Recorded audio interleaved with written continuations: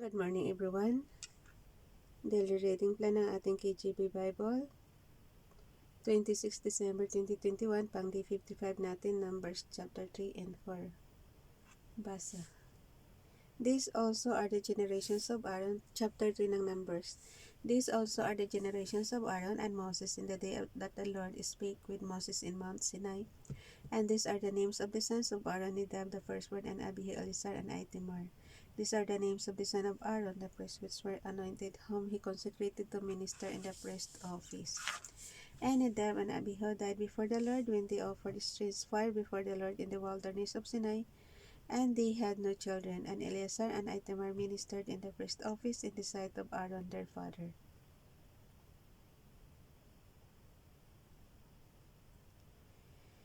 And the Lord spake unto Moses, saying, Bring the tribe of Levi near and present them before Aaron the priest, that they may minister unto him, and they shall keep his charge and the charge of the whole congregation before the tabernacle of the congregation to do the service of the tabernacle. And they shall keep all the instruments of the tabernacle of the congregation, and the charge of the children of Israel to do the service of the tabernacle. And thou shalt give the Levites unto Aaron and to his sons, they are wholly given unto him out of the children of Israel.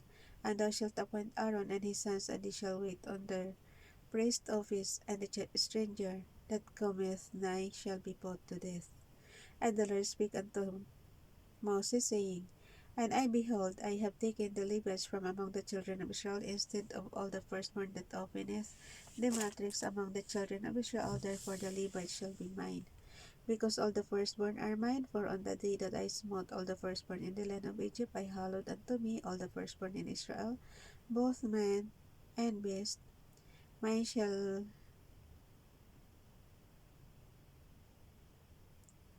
they be. I am the Lord.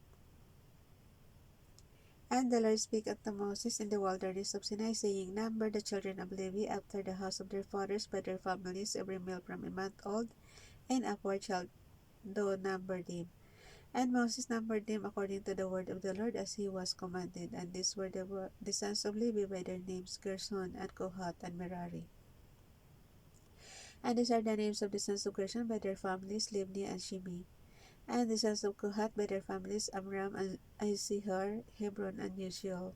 And the sons of Merari by their families, Mali and Mushi. These are the families of the Levites according to the house of their fathers.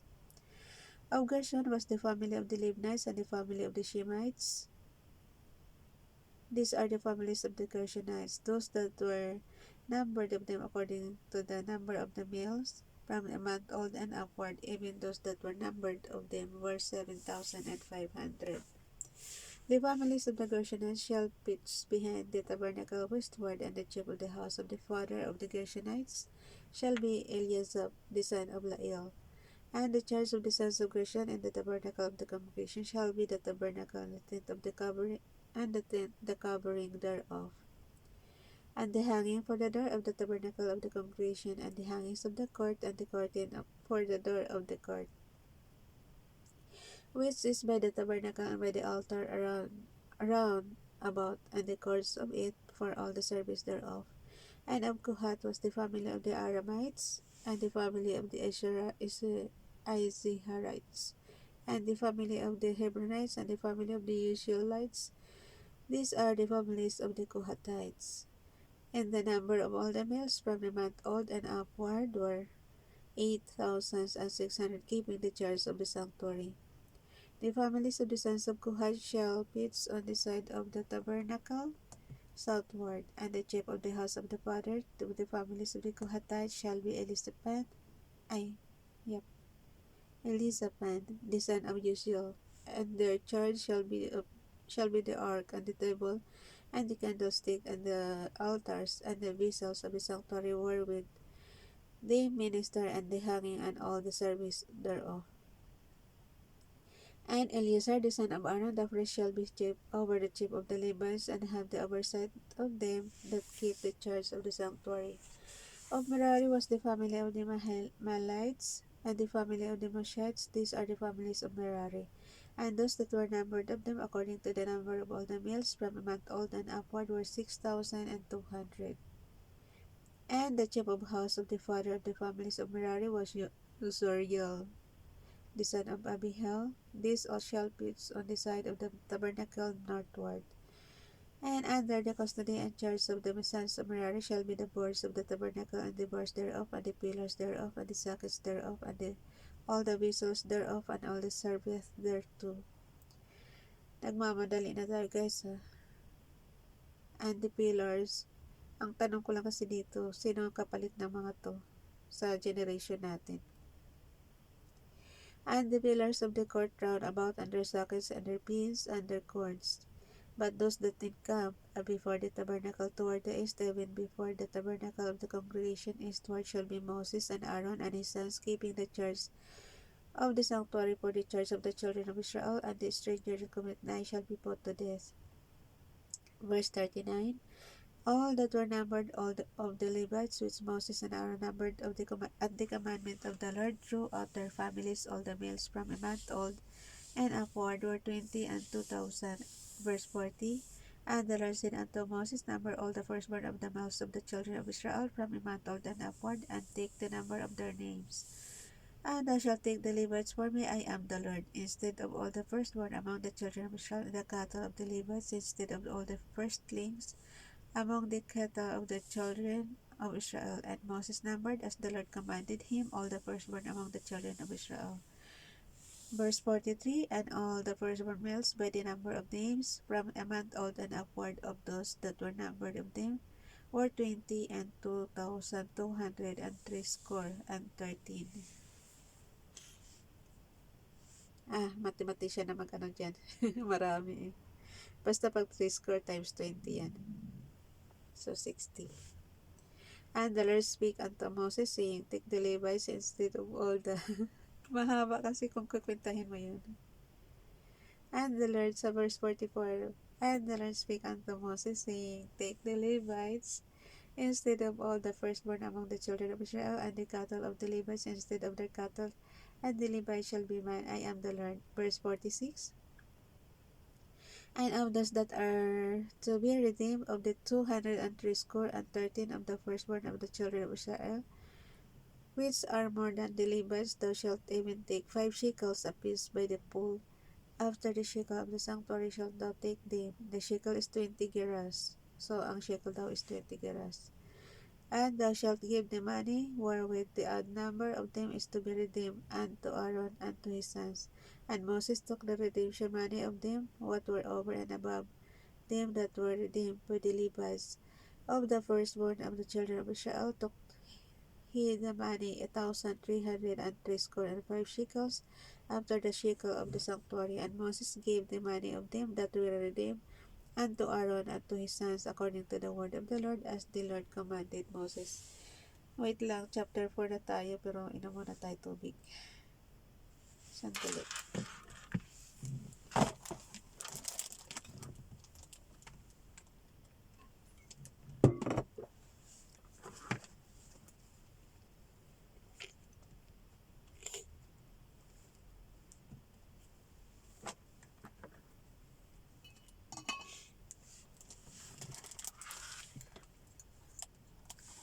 Basa ulit.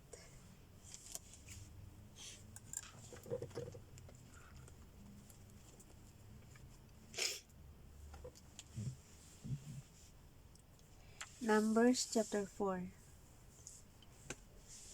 And the Lord spake unto Moses and unto Aaron, saying, take the sum of the sons of Kohath from among the sons of Levi after their families by the house of their fathers, from 30 years old and upward, even until 50 years old, all that enter into the house to do the work in the tabernacle of the congregation.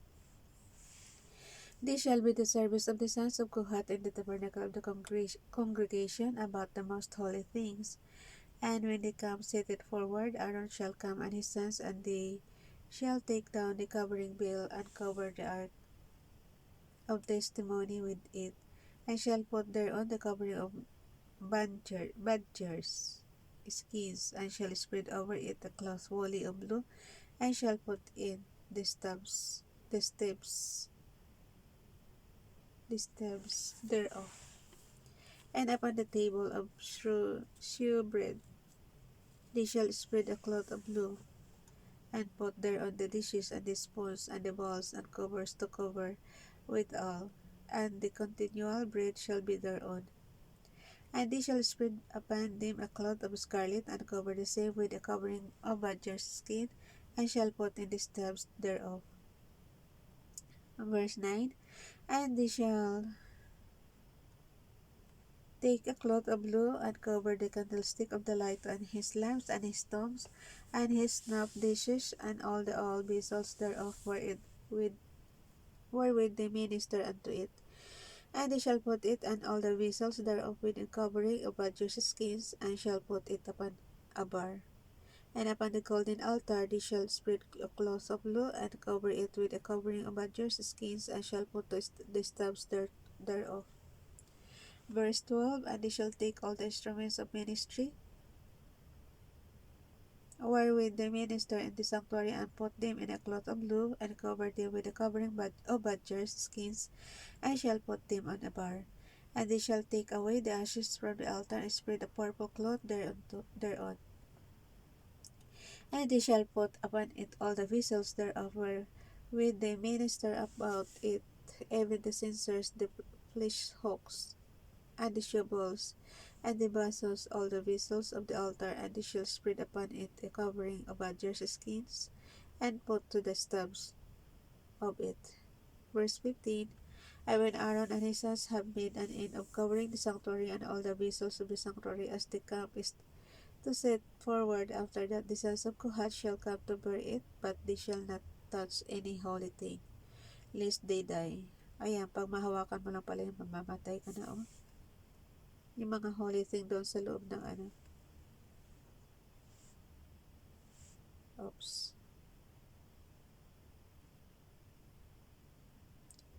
Okay, these things are the burden of the sons of Kohath in the tabernacle of the congregation. And to the office of Lizar, the son of Aaron, the priest, pertaineth the oil for the lights, and the sweet incense, and the daily meat offering, and the anointing oil, and the oversight of all the tabernacle, and of all that therein is in the sanctuary, and in the vessels thereof. Verse 17. And the Lord spake unto Moses and unto Aaron, saying, Cut ye not off the tribe of the families of Kohathites from among the Levites, but thus do unto them, that they may live and not die. When they approach unto the most holy things, Aaron and his sons shall go in, and appoint them every one to his service and to his burden. But they shall not go in to see when the holy things are covered, lest they die.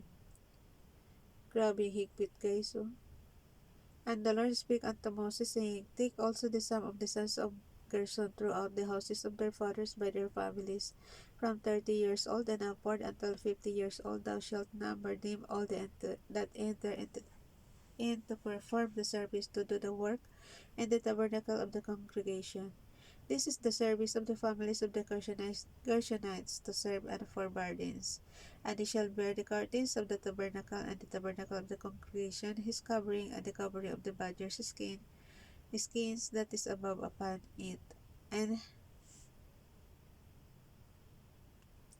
the hanging for the door of the tabernacle of the congregation, and the hangings of the court, and the hanging for the door of the gate of the court which is by the tabernacle, and by the altar round about and their courts, and all the instruments of their service, and all that is made for them, so shall they serve.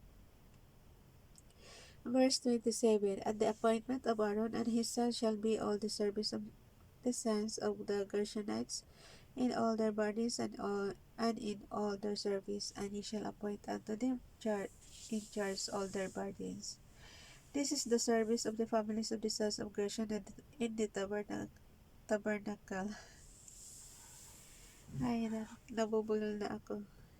Of the congregation, and their charge shall be under the hand of Ithamar the son of Aaron the priest. Verse 29. As for the sons of Merari, thou shalt number them after their families by the house of their fathers, from 30 years old and upward, even up unto 50 years old. Thou shalt number them, every one that entereth into the service, to do the work of the tabernacle of the congregation. And this is the charge of their burden according to all their service in the tabernacle of the congregation, the boards of the tabernacle, and the boards thereof, and the pillars thereof, and sockets thereof, and the pillars of the court round about, and their sockets, and their pins, and their cords, with all the instruments, and with all the service, and by name ye shall reckon the instruments of the charge of their burden. This is the service of the families of the sons of Merari according to all their service in the tabernacle of the congregation under the hand of Itamar, the son of Aaron the priest. Hindi ko na kasi gaano iniintindi yung mga pangalan kasi syempre sa generation natin ngayon may kapalit na yung mga yan. Yung mga naka-assign kung sinong mag-aasikaso. Eastward, northward, yung mga ganun. Yung saan banda. Yung katulad niya, yung curtain, oh. Ulit, verse 33. This is the service of the families of the sons of Merari according to all their service in the tabernacle of the congregation under the hand of Itamar, the son of Aaron the priest. 34. And Moses and Aaron and the chief of the congregation numbered the sons of the Kohathites after their families and after the house of their fathers, from 30 years old and upward, even unto 50 years old, everyone that entered into the service for the work in the tabernacle of the congregation. 36. And those that were numbered of them by their families were 2,750. These were that they were numbered of the families of the Kohathites, all that might do service in the tabernacle of the congregation, which Moses and Aaron did number according to the commandment of the Lord by the hand of Moses. Verse 38. And those that were numbered of the sons of Gershon throughout their families and by the house of their fathers, from 30 years old and upward, even unto 50 years old, every one that entered into the service for the work in the tabernacle of the congregation, even those that were numbered of them throughout their families by the house of their fathers, were 2,630. Magagawa pa lang, ang dami na.